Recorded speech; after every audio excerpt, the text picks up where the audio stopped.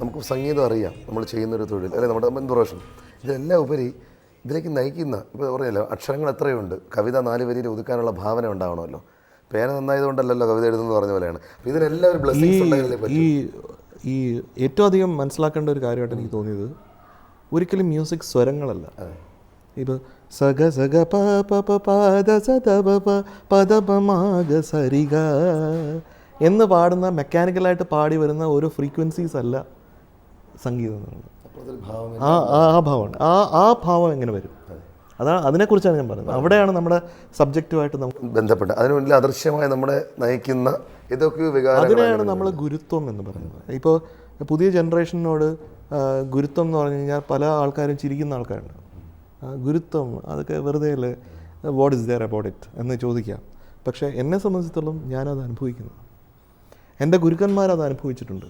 അവർ പറഞ്ഞിട്ടുണ്ട് അവരുടെ ഗുരുക്കന്മാരുടെ നിന്ന് അവർക്ക് എന്തൊക്കെ കിട്ടിയിട്ടുണ്ടെന്ന് എൻ്റെ എല്ലാ ഗുരുക്കന്മാരും അടിവരയിട്ട് പറഞ്ഞിട്ടുണ്ട്.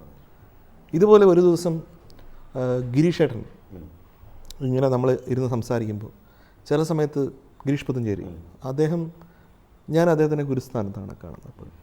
അപ്പോൾ ചില പാട്ടുകൾ ചെയ്ത് കഴിയുമ്പോഴത്തേക്കും അദ്ദേഹം വന്നിട്ട് ഇങ്ങനെ കെട്ടിപ്പിടിച്ചിട്ട് ചിലപ്പോൾ നെറുകിൽ ഇങ്ങനെ തൊട്ട് അനുഗ്രഹിച്ചിട്ട് പറയും, നീ നന്നായി വരോടാ.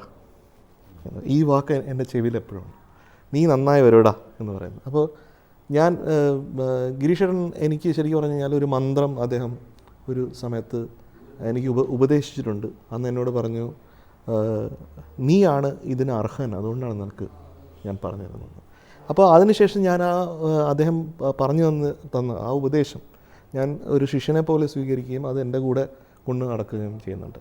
അപ്പോൾ പല ഈണങ്ങളിലും ഞാൻ നോക്കുമ്പോൾ ചിലപ്പം ഗിരീഷേട്ടൻ്റെ ആ അനുഗ്രഹത്തിൻ്റെ സ്പർശം എനിക്ക് കാണാൻ പറ്റുന്നുണ്ട്.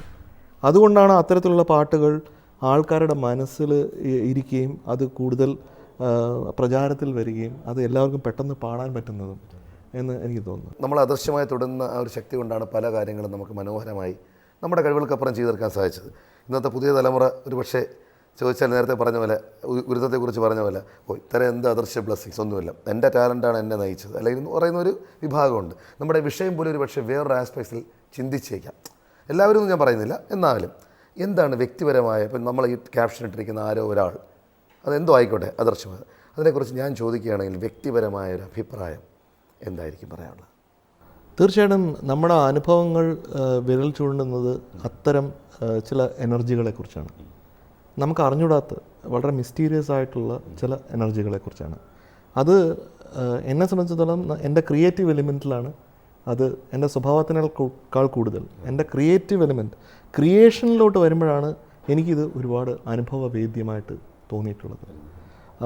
ഞാൻ പലപ്പോഴും ആലോചിക്കും, എന്തുകൊണ്ട് എൻ്റെ മനസ്സിൽ ആ ഒരു ഈണം വന്നു എന്ന് ഞാൻ ചിന്തിക്കാറുണ്ട്. വേറെ എത്രയോ മ്യൂസിക് കമ്പോസേഴ്സ് ഉണ്ട്, അവർക്ക് തോന്നുന്ന ഈണങ്ങൾ എന്തുകൊണ്ട് എനിക്ക് തോന്നുന്നില്ല എന്ന് ഞാൻ ആലോചിക്കാറുണ്ട്. അപ്പോൾ ഇതിനുള്ള കാരണം എന്ന് പറഞ്ഞു കഴിഞ്ഞാൽ ക്രിയേഷൻ്റെ ഇതിൽ ആ ഫ്രീക്വൻസിയിൽ ഈശ്വരനിൽ നിന്ന് നമുക്കൊരു ഗുരുത്വത്തിലൂടെ നമുക്ക് നമ്മുടെ അറ്റൈൻമെൻറ്റാണ് ട്യൂൺ എന്നുള്ളതാണ്. അപ്പോൾ അത് അദൃശ്യമായിട്ടുള്ള ഒരു ശക്തിയിൽ നിന്നുള്ള ഒരു അനുഭവമാണ്. അതിനെ നമ്മൾ ഈശ്വരൻ എന്ന് വിളിക്കുന്നു, നമ്മൾ ഗുരു എന്ന് വിളിക്കുന്നു എന്നുള്ളതാണ്. എനിവേ ആ പവർ ഉണ്ടെന്നുള്ളതിനെ പറ്റി ഒരു സംശയവും ഇല്ല. അത് സുവ്യക്തമായിട്ട് എൻ്റെ അനുഭവങ്ങളിൽ നിന്ന് ഞാൻ മനസ്സിലാക്കിയിട്ടുള്ളതാണ്. അതാണ് എന്നെ മുന്നോട്ട് കൊണ്ടുപോകുന്നത്. ഒരു സംഗീത സംവിധായകൻ്റെ ജീവിതം എന്ന് പറയുന്നത്, അല്ലെങ്കിൽ സിനിമയിൽ വർക്ക് ചെയ്യുന്ന, അല്ലെങ്കിൽ ഏതൊരു കലാകാരൻ്റെയും ലൈഫിൽ പോസിറ്റീവ്സും നെഗറ്റീവ്സും ഇങ്ങനെ വന്നുകൊണ്ടിരിക്കും. എപ്പോഴും ഒരാൾ ഒരേ അപ്സ് ആൻഡ് ഡൗൺസ്, ഈ അപ്സ് ആൻഡ് ഡൗൺസിലൂടെ പോകുമ്പോഴും ഈ അപ്സിലും ഡൗൺസിലും നമ്മുടെ കൂടെയുള്ള ശക്തി എന്ന് പറയുന്നത് ആണ്. അതിനെക്കുറിച്ചാണ് ഞാൻ പറയുന്നത്. അത് ഞാൻ അനുഭവിക്കുന്നുണ്ട്, അത് അനുഭവിച്ചുകൊണ്ടേ ഇരിക്കുന്നുണ്ട്. ആ അനുഭവം എൻ്റെ ശക്തിയായിട്ട് ഞാൻ നിലനിർത്തുന്നുണ്ട്. എന്തായാലും ഇനി നല്ല ഇണങ്ങൾക്ക് വേണ്ടി ഇങ്ങനെ എന്താ പറഞ്ഞ പോലെ ഒരു പെയിൻ എടുത്തിരിക്കുന്ന അവസരത്തിൽ അങ്ങനെ ഒരു ഈണ എവിടുന്നെങ്കിലും വരുമ്പോൾ കുട്ടിയുടെ നമ്മുടെ ഇൻ്റർവ്യൂ ഓർക്കും. അപ്പോൾ വിചാരിക്കും ആരോ ഒരാൾ എവിടെ നിന്നോ നൽകിയൊരു സൗഭാഗ്യമായിട്ട് നമ്മൾ തീർച്ചയായും കരുതുന്നു.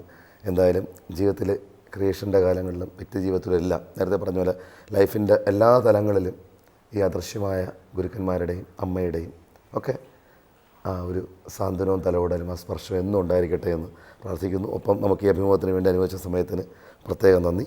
പ്രേക്ഷകരോട് ഇന്ന് നമ്മൾ ശ്രീ എം ജയചന്ദ്രൻ, അദ്ദേഹത്തിൻ്റെ ജീവിതത്തിലുടനീളം ഉണ്ടായിട്ടുള്ള വ്യത്യസ്തമായ അനുഭവങ്ങളുടെ മനോഹരമായ അദ്ദേഹം പാട്ടുകളിലൂടെ നമുക്ക് വർണ്ണിച്ചു തന്നിരുന്നു. ഒപ്പം ജീവിതത്തിൽ ഗുരുത്വം, അതാണ് നമ്മൾ ശരിക്കും പറഞ്ഞത്. അതിലൂടെ പുതിയ തലമുറയ്ക്ക് ഒരു സന്ദേശം കൂടെയാണ്. എങ്ങനെയാണ് ആദർശമായ ഒരു തലമുറ നമുക്കുണ്ടാകുന്നതെന്ന് നമുക്ക് മനസ്സിലാക്കാൻ സാധിച്ചാൽ ഈ പരിപാടിയിൽ അതും നമുക്കൊരു മുതൽക്കൂട്ടാകുമെന്ന് കരുതുന്നു. ഏതായാലും അടുത്ത ആഴ്ച മറ്റൊരു വിസ്മയകരമായ അനുഭവമായി മറ്റൊരു അതിഥിയുമായി കണ്ടുമുട്ടുന്നവരെ ഏവർക്കും നന്മകൾ നേരുന്നു. നമസ്തേ.